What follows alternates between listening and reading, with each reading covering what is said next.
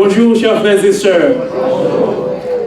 Nous bénissons le nom de l'Éternel pour les multiples bienfaits dont nous sommes l'objet de sa part. Je veux aussi remercier le corps pastoral pour cet espace de méditation qu'il a laissé pour le département de jeunesse. Je crois que tout le monde ici a passé une bonne et agréable semaine sous le regard de celui qui est le plus fort, Jésus-Christ de Nazareth. Cependant, certains d'entre nous ont passé par des moments difficiles à cause de la maladie, des chicanes familiales ou d'une mauvaise nouvelle. Mais jusqu'ici, l'Éternel nous a secourus et nous disons Amen. Amen. Il est le plus fort, chers frères et sœurs. Quand on parle de Jésus comme étant le plus fort, je vous invite à faire un petit exercice avec moi, montrant que Jésus, c'est lui le plus fort. On dit souvent que le fer est fort, mais le feu le fond. On dit que le feu est fort, mais l'eau l'éteint. On dit l'eau est forte, mais le soleil la sèche, c'est vrai. On dit le soleil est fort, les nuages le cachent. On dit les nuages sont forts, le vent les disperse. On dit que le vent est fort, les montagnes résistent. Et on dit également les montagnes sont fortes, l'homme l'aplatit. Alléluia. Et on dit que l'homme est fort, la mort l'a vaincu. Et la mort est forte, Jésus l'a anéanti. En disant dans Corinthiens 15, verset 51, ô mort, où est ta victoire? Ô mort, où est ton aiguillon? Je vous invite à lire avec moi dans Romains chapitre 5, verset 8. Romains chapitre 5, verset 8.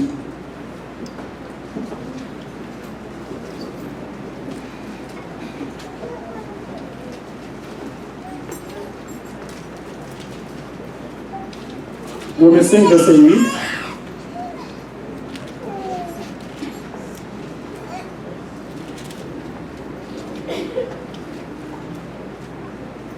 Mais Dieu, pour son amour envers nous, en ce que, lorsque nous étions encore des pécheurs, Christ est mort pour nous.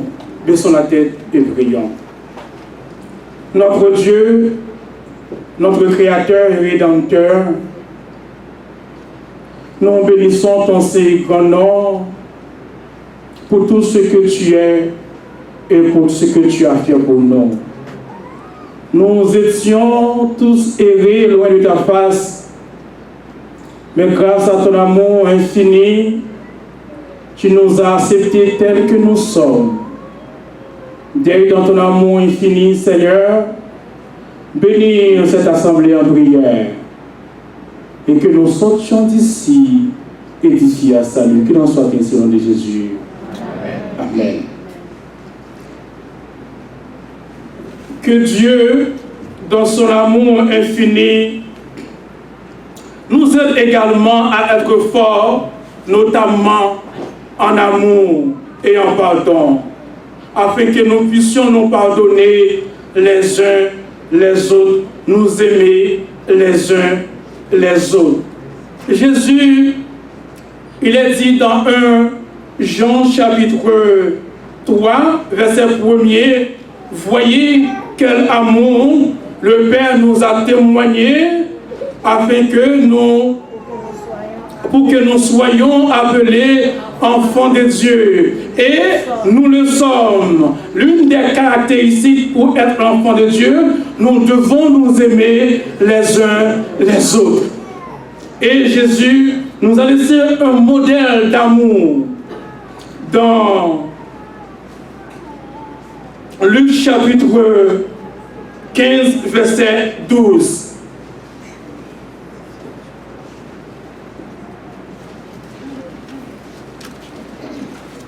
L'enfant prodigue. L'enfant prodigue représente les pécheurs rachetés. Le Père représente notre Dieu, un Dieu d'amour, un amour malgré tout, un amour incommensurable. Et lorsque nous lisons dans Luc chapitre 15, verset 12, cette parabole, la parabole du Fils prodigue, met en manifestation de l'amour d'un Père, l'amour de Dieu envers un fils qui décide d'aliéner le droit d'aînesse de son grand frère. Nous pouvons lire ensemble dans Luc chapitre 15, verset 12. Il demande à son père de lui donner la part de bien qui doit lui revenir. Alors que le grand frère n'y pensa même pas. Il faut noter que le plus jeune n'a pas le droit à aucun partage puisqu'il n'était pas l'aîné. Aussi, nul enfant ne peut parler de partage si ce n'est qu'à la mort du père. C'est ainsi qu'il eut l'audace d'insulter son père en lui réclamant sa part de la fortune. Donne-moi la part de bien qui doit me revenir. C'est ça, sa requête. C'est une requête scandaleuse. C'est une requête effrontée, chers frères et sœurs, de la part d'un tel fils qui n'a aucun respect pour son père ni de gratitude, qui avait toujours pourvu à ses besoins. Et la Bible dit, le Père lui donna la part de bien qui doit lui revenir. Il rassembla, au verset 12, il rassembla tout ce qu'il avait, c'est-à-dire il n'a rien laissé, et il partit pour un pays lointain, un pays éloigné, une contrée païenne, en vue de s'abandonner au péché au-delà de toute mesure. Chers frères et sœurs, la Bible dit, le proverbe dit, loin des yeux, loin du cœur. Il pouvait se permettre de tout faire, c'est-à-dire agir d'une façon immorale, sans foi ni loi. Il s'est fait des amis, c'est normal. Lorsque on gagne l'argent, on gagne des amis, pas oublier ça. Dès qu'on gagne l'argent, on gagne des amis. Il s'est fait des amis, il a joui de ses biens en dépensant tout son avoir. Le texte dit, il dissipa sa fortune en vivant dans la débauche. Le verset 14 est clair. Il nous ouvre les yeux sur une dimension majeure de la séparation avec le Père, notre Père céleste, et l'éloignement de la maison familiale. Il a tout dépensé. Il commença à manquer de tout. Ainsi donc, il a perdu tous ses amis. Léo pagait l'argent, il a tout dépensé. Il commença à manquer de tout. Il a perdu également ses amis parce que l'on pagait l'argent ou pagait les amis. C'est seulement Jésus qui est avec nous tel que nous sommes. Et le verset dit clairement, lorsque nous étions encore des pécheurs, Christ est mort pour nous. Il n'attend pas que nous soyons riches, chers frères et sœurs. Donc, tel que nous sommes, Jésus nous aime. Il se lia, ce verbe grec, Ce verbe grec signifie se mettre ensemble, se coller ensemble, vivre ensemble. Ils se sont obligés de confronter sa culture, sa foi et son espérance aux vicissitudes de la vie en raison de l'autonomie individuelle. Chers frères et sœurs, la Bible dit en désespoir de cause, le jeune fils accepta de se vendre à quelqu'un qui n'avait rien d'autre à lui offrir qu'un travail méprisable, qu'un travail dégradable, bien sûr, parce que le péché dégrade, qui visait pour un juif. Pour un juif. Donc il dut accepter de se mettre au service des pauvres. Il dut accepter de se mettre au service des pauvres qui sont des animaux impurs et considérés comme le travail le plus indigne dans l'environnement paternel. Donc, la vie devient de plus en plus difficile pour lui. C'est normal parce qu'il est coupé avec la source de la vie. Il est coupé avec la source de la vie. La vie devient de plus en plus difficile pour lui parce qu'il n'a pas respecté les conditions sine qua non qu'on trouve pour être réussi, pour être heureux. Il n'a pas respecté ces conditions qu'on trouve dans le psaume 1er. Heureux l'homme qui ne marche pas selon les conseils des méchants, qui ne s'arrête pas sur la voie des pécheurs et qui ne s'assied pas en compagnie des moqueurs, mais qui trouve son plaisir dans la loi de l'Éternel. Chers frères et sœurs, il n'a pas respecté ces conditions. Il s'était éloigné de la maison du Père et le péché entraîne la déchéance, le péché entraîne la misère, le péché entraîne le désespoir, le péché entraîne le désarroi et finalement le péché entraîne la mort parce que celle qui pêche, c'est celle qui mourra, chers frères et sœurs. Donc il est important pour nous de rester en contact avec Dieu, en communion avec Dieu. Donc tout perte de contact avec Dieu nous rend nuls et sans avenir. Une vie vécue sans Jésus est une vie gaspillée, chers frères et sœurs. Quand on reste la jeunesse de Béthanie au pied de Jésus, on est environné de sa grâce. Quand on s'éloigne de Dieu, tout est possible. C'est l'échec ou même fiasco, c'est l'échec sur toute la ligne. Quand on reste au pied de Jésus, c'est la réussite, chers frères et sœurs. On est comme un arbre planté près d'un courant d'eau qui donne son fil en sa saison, je m'excuse, et dont le feuillage ne se fait point. Donc, chers frères et sœurs, tout ce qu'il fait, lui, réussit. Donc, si vous voulez réussir, il faut nous devons rester au pied de la croix, au pied de Jésus. Le fils prodigue a suivi tout un processus de dégénérescence. Il a pris la part du bien qui lui revenait. Il s'est éloigné de la maison du Père. Il s'était fait des amis. Il a tout dépensé. Il a perdu tous ses amis. Et il a été forcé de vivre avec les pauvres. Et enfin, il fut réduit à rien. C'est ça le résultat du péché.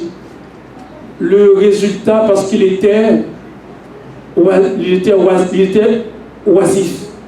Et la loisiveté est la mère de tous les vices. Qui ne fait rien n'est pas loin de mal faire. Donc, chers frères et sœurs, il faut rester au pied de Jésus. Nous allons considérer ensemble les 7 R, ce qu'on appelle 7 R, pour être retourné au pied de Jésus. Nous allons considérer 7 R et il a franchi 7 étapes d'une vie de régénération. 7 étapes. La vraie repentance, 7 étapes pour une vraie repentance. La Bible dit La Bible dit, c'est le verset 17. Le verset 17, je vous invite à lire avec moi au verset 17, nous allons voir ça ensemble. Luc, chapitre 15, verset 17.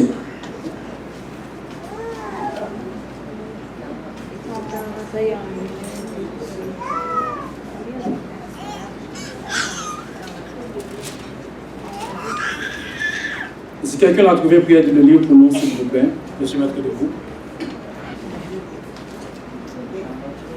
Étant rentré en lui-même, il se dit: combien de mercenaires chez mon père ont du pain en abondance, et moi ici je meurs de faim. Merci. Rentré en lui-même, il prit conscience que chez son père, il y a de la nourriture en abondance. Il décida, c'est ce qu'on appelle une prise de conscience. Il décida de changer de direction tout en sachant les conséquences de rejet d'une telle prise de conscience. Il a visionné tout son passé vécu à la maison paternelle et il prit la résolution qui suit. Le premier R, c'est la résolution. Je me lèverai au verset 18, j'irai vers mon père et je lui dirai: Papa, j'ai péché contre le ciel et envers toi. Quelle que soit la situation, je ne resterai pas ici. Je me répands d'avoir agi comme je l'ai fait. C'est la condition sine qua non de tout pécheur. La condition sine qua non de tout pécheur. Nous devons prendre conscience de notre état. Nous devons prendre conscience que nous sommes des pécheurs, dit la Bible. Tous sont péchés et sont privés de la gloire du Père et de la gloire de Dieu. Donc c'est la condition sine qua non pour être sauvé, chers frères et sœurs. La repentance de deuxième R, c'est la repentance. Je ne suis pas digne d'être appelé ton fils. Traite-moi au verset 19. Traite-moi comme l'un de tes employés. David aussi a fait cette expérience après avoir péché avec Bathsheba. Oh Dieu, aie pitié de moi, lave-moi complètement de mon iniquité. Et également, le publicain a dit, soit dans Luc chapitre 18, verset 13 à 14, sois apaisé envers moi qui suis un pécheur. Et il est descendu dans sa maison justifié. Le troisième R, c'est le retour. Il se leva et alla vers son père. Le verset 20. Quel que soit l'accueil, il prend la direction de la maison paternelle. Advienne que pourra, je ne veux pas rester, je ne veux pas vivre dans cette situation, chers frères et sœurs.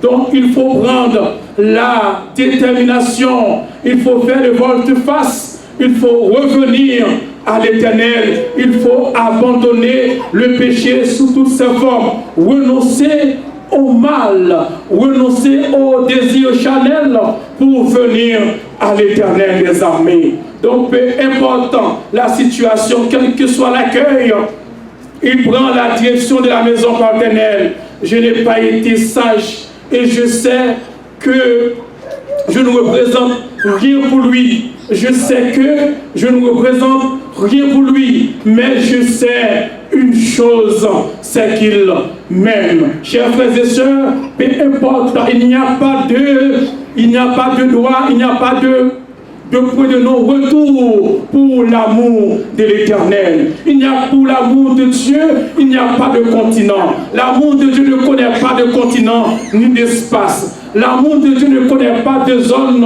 de non-droit. Là où il était dans une pocherie, et là encore, il était frappé de l'amour de Dieu. Donc Dieu nous aime de l'amour incommensurable. Il est dit dans Jean chapitre 16 ans. Jean 3, verset 16. Car Dieu a tant aimé le monde qu'il a donné son Fils unique, afin que quiconque croit en lui ne périsse point, mais qu'il ait la vie éternelle. Dieu nous aime d'un amour incommensurable, un amour malgré tout. Lorsque nous étions encore des pécheurs, lorsque nous étions encore des vagabonds, si vous me permettez l'expression, immoral, sans foi ni loi, Dieu l'Éternel a pris la mort pour nous. Il nous a donné la vie. C'est la raison pour laquelle nous sommes là aujourd'hui en vue de l'adorer en esprit et en vérité. Ce n'est pas un hasard. C'était planifié de la fondation du monde. Le quatrième R, c'est après le retour, il n'y a pas de réconciliation sans le retour. Après le retour, c'est la réconciliation. Comme il était loin de son père, comme il était loin, son père le vit et fut ému de compassion. Il courut se jeter à son cou et l'embrassa. Le père entrevoit une silhouette de loin parce qu'il vivait dans l'attente d'un éventuel retour de son fils. Le père se mit à courir vers son fils. Avant même de donner un mot d'explication, il jeta ses bras autour de son cou du fils prodigue et l'embrassa. Embrasser un membre de la famille, c'était une façon d'exprimer les retrouvailles ou la bienvenue à la maison. La joie de se rencontrer face à face. Dieu était en Christ, réconciliant le monde avec lui-même, selon 2 Corinthiens chapitre 5, verset 19.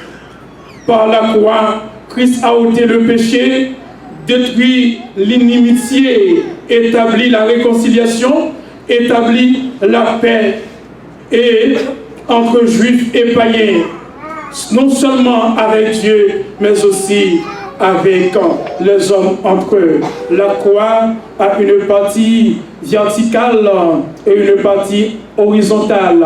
La partie verticale signifie la réconciliation avec Dieu. Nous étions tous errés, comme il est dit dans Ésaïe, nous étions tous errants comme des brebis. Christ à faire retomber sur lui le châtiment qui nous donne la paix aujourd'hui. Et c'est par ces meurtrissures que nous sommes guéris, chers frères et sœurs.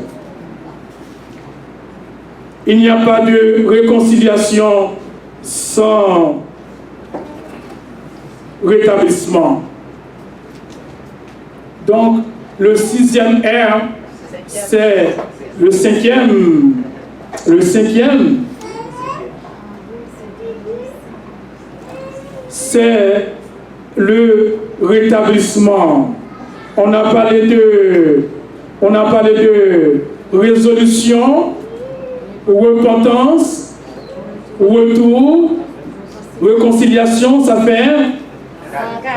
Et le 5e R, c'est rétablissement. Le Père dit à ses serviteurs, au verset 22, apportez vite la plus belle robe et mettez-la lui. Mettez-lui une bague au doigt et des sandales à ses pieds. Le Père, au lieu de faire quelques reproches, l'accueille avec honneur. Dieu accueille toujours les pécheurs avec honneur, avec les bras ouverts.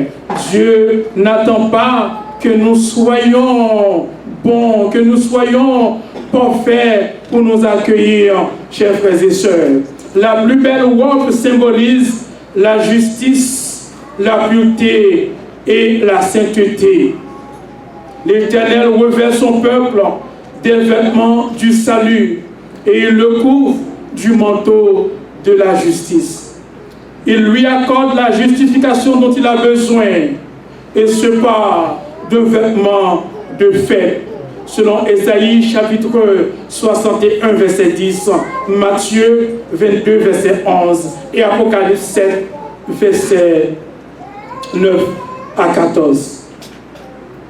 Une bague dans l'Ancien Testament, la bague est symbole d'autorité et de haut rang. Dans le Nouveau Testament, la bague symbolise le pouvoir, l'honneur et la dignité. Elle est signe d'une alliance de fidélité conclue entre le Père et son Fils, comme dans un mariage liant pour toujours les deux amoureux.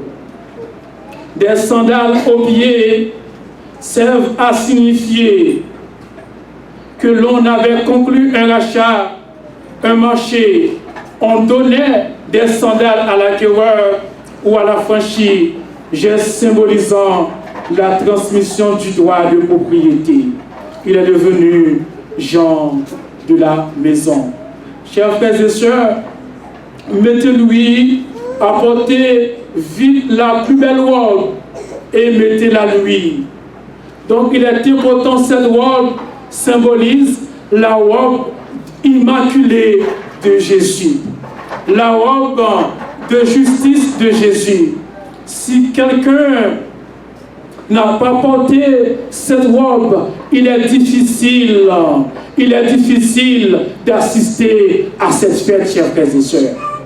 Il est très difficile, pour ne pas dire impossible. Donc, si quelqu'un rentre dans cette salle sans cette robe, la robe d'innocence, la robe immaculée de Jésus, sachez que cette personne-là est un brigand. Donc, on va le mettre dehors, là où il y a des grincements dedans. Donc, il est important pour quelqu'un, peu importe la personne qui accepte Jésus comme leur sauveur personnel, porte cette robe, chers frères et sœurs, qui symbolise le sacrifice de Jésus. C'est la réjouissance. C'est la réjouissance. Amenez le veau gras et tuez-le, mangeons et réjouissons-nous. Le verset 23 à 24. La fête symbolise le grand rassemblement du peuple de Dieu. Le veau gras est une figure de sacrifice de rédemption, confirmant l'acceptation et la réintégration du Fils au sein de la famille.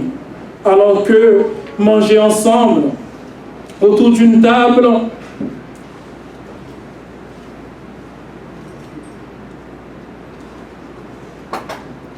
manger ensemble autour d'une table est un acte de communion, de fraternité et de renouvellement de liens filiaux pour une vie nouvelle. Chers frères et sœurs, il est important, pour que nous nous retrouvions ensemble et participer à cette fête. Quelqu'un qui n'accepte pas le sang de Jésus, qui ne se reconnaît pas comme étant un pécheur, ce serait difficile pour lui de prendre part à cette fête, chers frères et sœurs. Enfin, c'est la réjouissance d'être chez soi avec les parents et amis en louant et glorifiant Dieu pour sa miséricorde manifestée. Donc, c'est la fête. C'est la fête comme le sabbat. Le sabbat, c'est la fête. C'est une double fête qui symbolise que c'est Dieu, notre Créateur et notre Rédempteur. Donc c'est Dieu qui nous a créés et qui nous a rachetés. Si nous sommes ici, maintenant, c'est grâce à l'Éternel. Donc, alors que le grand frère, lui, il ne voulait pas rentrer en arrivant parce qu'il était dans les champs. On peut dire qu'il était un administrateur.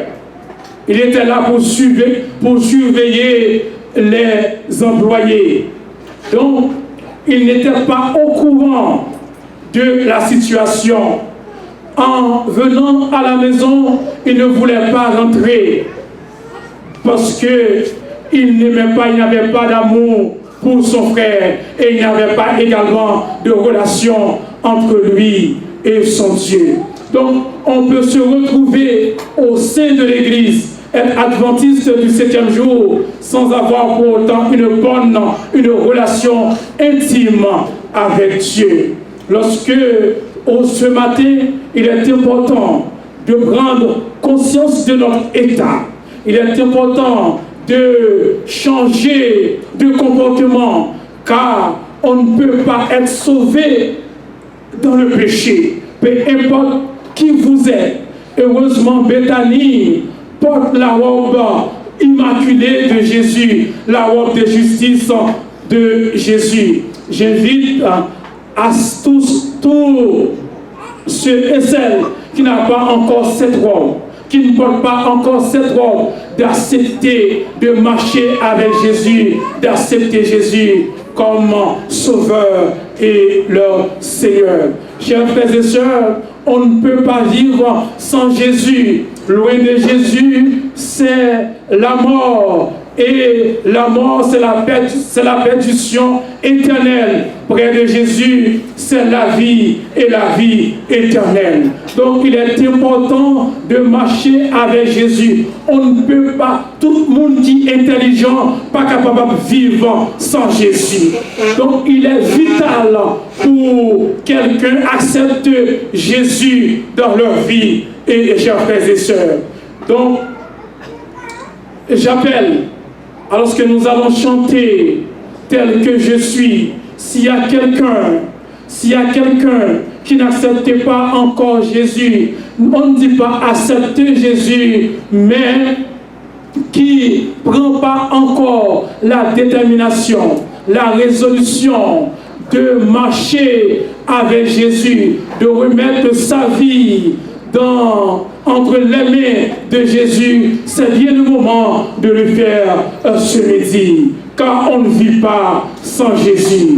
Et dès qu'on a Jésus, on a tout, chers frères et sœurs. Dès qu'on a Jésus, on a la vie, on a, même quand, malgré les manifestations de la vie, malgré les manifestations des apparences, je veux dire, de la vie. Mais quand on a Jésus, on est heureux. Quand on a Jésus, on se sent fier. Quand on a Jésus, on a la vie pour l'éternité. On va chanter tel que je suis, alors que nous allons prier à tous ceux et celles qui veulent ou encore qui veulent accepter Jésus, qui veulent marcher avec Jésus, qui veulent remettre leur vie, sa vie entre les mains de Jésus. Nous appelons notre ancien frère Lebin de s'approcher pour prier pour nous.